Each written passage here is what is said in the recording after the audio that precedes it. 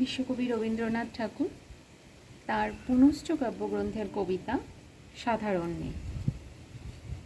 আমি অন্তঃপুরের মেয়ে, চিনবে না আমাকে। তোমার শেষ গল্পের বইটি পড়েছি, শরৎবাবু, বাসি ফুলের মালা। তোমার নায়িকা এলোকেশীর মরণ দশা ধরেছিল ৩৫ বছর বয়সে। ২৫ বছর বয়সের সঙ্গে ছিল তার রেশারেশি। দেখলেন, তুমি মহোদাশয় বটে, জিতিয়ে দিলে তাকে। নিজের কথা বলি, বয়স আমার অল্প, একজনের মন ছুঁয়েছিল আমার এই কাঁচা বয়সের মায়া, তাই জেনে পুলক লাগতো আমার দেহে। ভুলে গিয়েছিলেন অত্যন্ত সাধারণ মেয়ে আমি। আমার মতো এমন আছে হাজার হাজার মেয়ে। অল্প বয়সের মন্ত্র তাদের যৌবনে। তোমাকে দোহাই দিই, একটি সাধারণ মেয়ের গল্প লেখো তুমি। বড় দুঃখ তারও স্বভাবের গভীরে অসাধারণ যদি কিছু তলিয়ে থাকে কোথাও। কেমন করে প্রমাণ করবে সে? এমন কজন মেলে যারা তা ধরতে পারে? কাঁচা বয়সের জাদু লাগে ওদের চোখে। মন যায় না সত্যের খোঁজে, আমরা বিকিয়ে যাই মরীচিকার দামে। কথাটা কেন উঠল তা বলি। মনে করো, তার নাম নরেশ। সে বলেছিল কেউ তার চোখে পড়েনি আমার মতো। এত বড় কথাটা বিশ্বাস করব যে সাহস হয় না, না করব যে এমন জোর কই।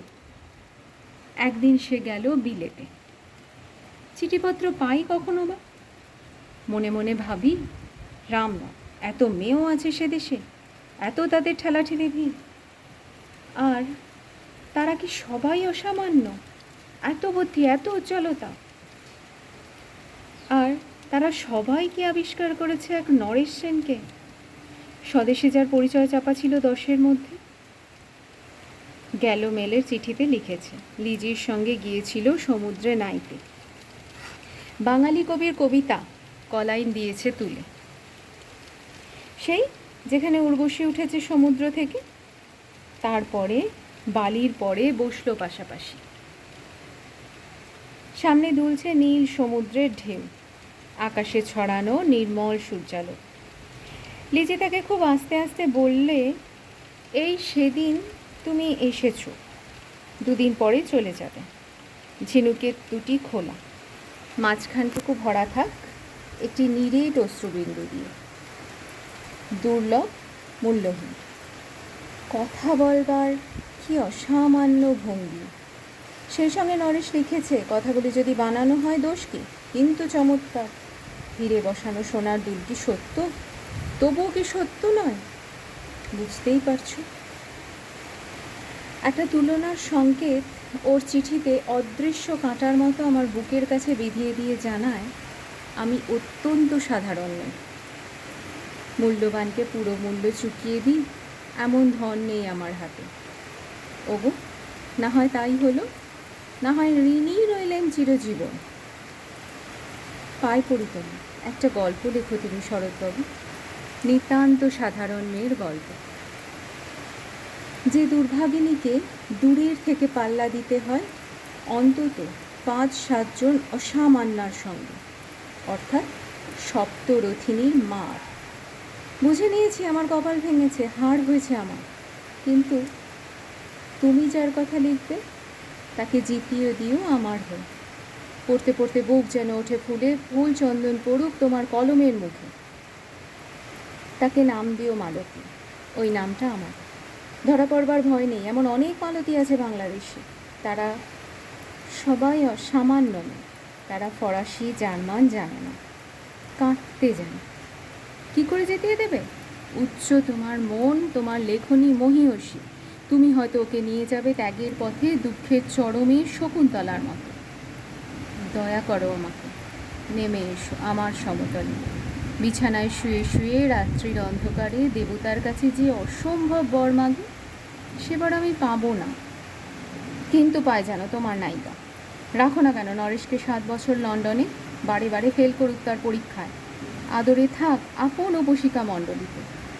ইতিমধ্যে মালতী পাশ করুক এমএ, কলকাতা বিশ্ববিদ্যালয়, গণিতে হোক প্রথম তোমার কলমের এক আঁচড়ে।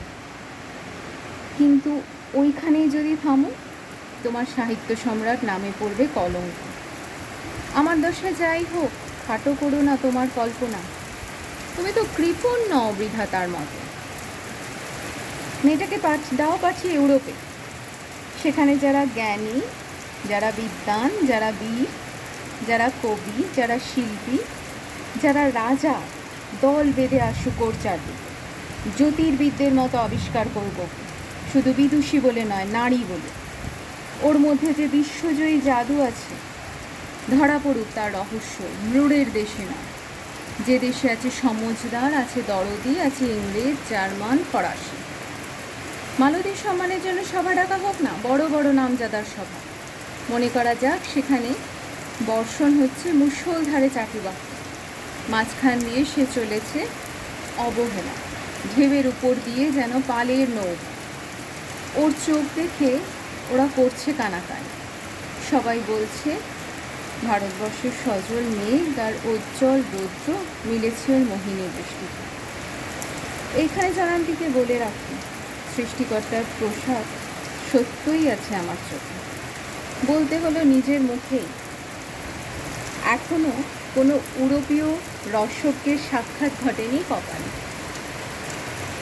নরেশেষে দাঁড়াক সেই কোণে, আর তার সেই অসামান্য মেয়ের দল।